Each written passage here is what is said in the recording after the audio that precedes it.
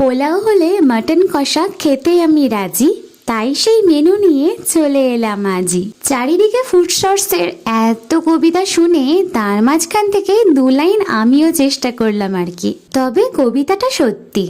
আজ সেরমই একটা মেনু তোমাদের সাথে শেয়ার করছি। ছিল পোলাও, সাথে কাকরোলের পকোড়া, অন্যদিকে ছিল পেঁপে পাসিন্দা, আর আজকের শো স্টপার মাটন কষা, যেটা খুব হালকা পাতলা ঝোল করা হয়েছিল, তাও আবার আলু দিয়ে। আলু ছাড়া যেন মাটনের ঝোল একদম অসম্পূর্ণ থেকে যায়। এরম স্টাইলে পোলাওটা তোমাদের সাথে এর আগেও একদিন শেয়ার করেছি, তবে মায়ের একটু বেশি পছন্দ হয়ে যাওয়ায় সেটা আবারও ট্রাই করা। আমাদেরও খেতে কিন্তু দুর্দান্ত লাগে। সাথে যখন মাটনের চর্বি পিসও চলে আসে, তখন তো কোনো কথাই হবে না। মাটনের এই ঝোলটা দিয়ে পোলাওটা খেতে দুর্দান্ত লাগছিল। আজকের লাঞ্চ নিয়ে তো কোনো কথাই হবে না। আচ্ছা, তোমরা জানাও তো পোলাওয়ের সাথে তোমাদের ফেভারিট কম্বিনেশন কি?